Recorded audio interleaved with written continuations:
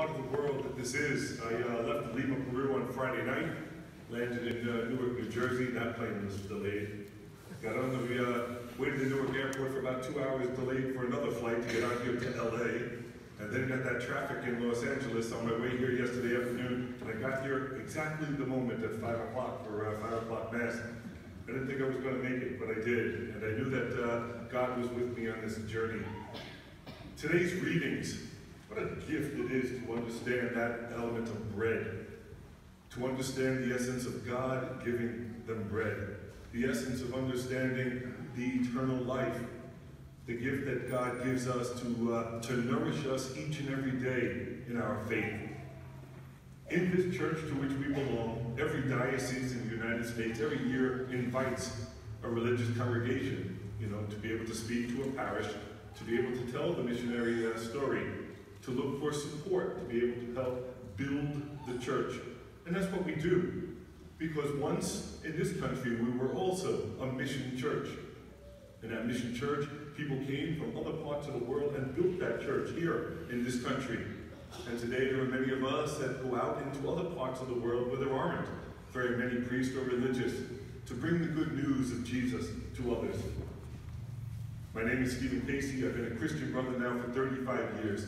And in those 35 years, God has truly blessed me in all the wonderful missions that I had to be able to work in. I started out in Spanish Harlem in New York City, and I went to the South Bronx, made my way to Kimberley in South Africa. I worked in Boston, now I work in Lima, Peru. And all of those places, in all of those times, to meet people that live on the margins of society. Those who struggle each and every day to survive. And it's like I came from my middle class, neighborhood in Brooklyn, New York. And what a great community, that was and is. And what happens is the ability to be able to share that gift that God has given us. You and I, we're missioners. Once we go out these doors, we bring the love of Jesus to all people that we meet. We don't have to go to great distances of the world to be able to do that. So that's how God blesses us, by giving us the bread that we need, that nourishes us to go into the world and be the gospel for other peoples. So I was just thought what a fascinating readings today were, and how appropriate it was to be able to speak about the mission church to which we belong. As a Christian brother, we have mission territories as well. One of them is in Brownsville in Texas. The other is Dominica in the West Indies, and also in Peru and Bolivia in South America. Just to speak to you about a few of them. In Brownsville, Texas, we have the Our Lady of Guadalupe Middle School. It's a free school, a Cristo Rey Catholic junior high school, 5th grade through 8th grade. Most of all of the students there are immigrants to this country from Mexico. To open up our hearts, to be able to bring out a great education, to bring to those living at the margins in the world in which we live, and to be able to help the community there in Brownsville. We also have another school in Dominica, St. Mary's in Dominica.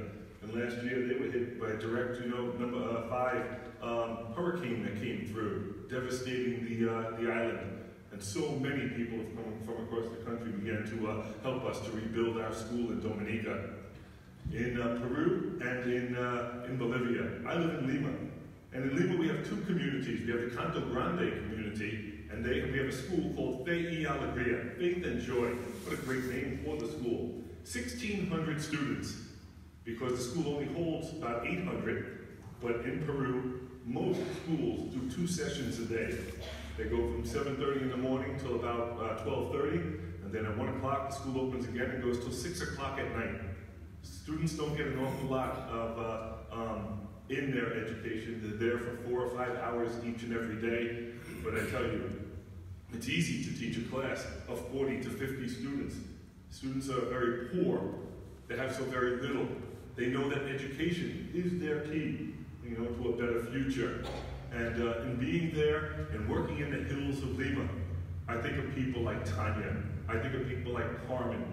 People who struggle, they have 4 and 5 children. And to be able to feed those children each and every day, the ability that they turn around and peel Abba's beans getting about 40 cents for every kilo that they peel. To watch people work so very, very hard to be able to feed their children, to be able to give their best to their children, to see the sacrifices that people make, and to understand the role that God plays in their lives. God is their strength. When people have very little, they look to their God to give them. They understand that Jesus and his own struggles, to know their own struggle, and to be able to believe that their faith is the strongest element of their life, and to be that faith to everyone that they meet probably makes me the happiest in being there each and every day. I work with students that come from our 18 Christian Brothers schools here in North America. We have 18 schools between the United States and Canada. We work for many years in Cantwell and Los Angeles. We have a school up in the Salinas Valley, Paloma High School, right now.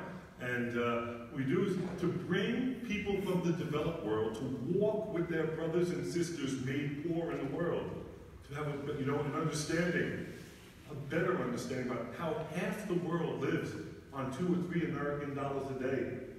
The ability of very little running water, very little electricity. There are no supermarkets. Very people have no refrigeration each day. They go to the market to be able to get their food.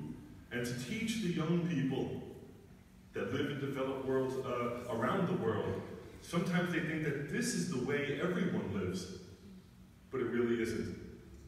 All right? And for us to know that, and to know that the poor have an awful lot to be able to teach us about our own lives.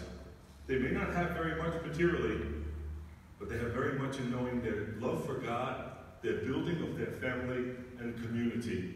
And that, what a great gift that is. And to be able to walk with our brothers and sisters every day is an incredible gift as well. Our other mission is in Cochabamba in Bolivia. It's not a school. We have a drop-in center. Bolivia is probably far worse when it comes to poverty than Peru. And what happens is when children are 14, 15, 16 years of age, their parents send them into the city of Cochabamba. They send them there for weeks by time, for months by time, to be able to walk in the streets, to be able to make money to survive. And these kids, 14, 15, 16-year-olds, we help them find housing, living with other kids. We help them, to teach them the skills about living on the street. Help them to get into night schools, to be able to not lose that element of education, moving forward. Get them a hot meal each and every day. They're lost in the streets. Many of them are afraid in the streets, to be able to what? The girls go out onto the city buses and to be able to sell things on those buses to make money. And the boys mostly are shoe shiners. And they just go throughout the streets, make their money, and then return home about a month later. Survival. But God is the center of it all. So I just want to say thank you. Thank you for listening to me. Thank you for your great generosity in helping us build the church. We have been given much. God has always asked us to share that wealth with others. So on behalf of the Christian Brothers and all the works that we do and the people that have a better life because of you, I send you their love, their peace this day. I wish you the very best here in your community, and please know that you're always in our prayers. Live Jesus in our hearts forever.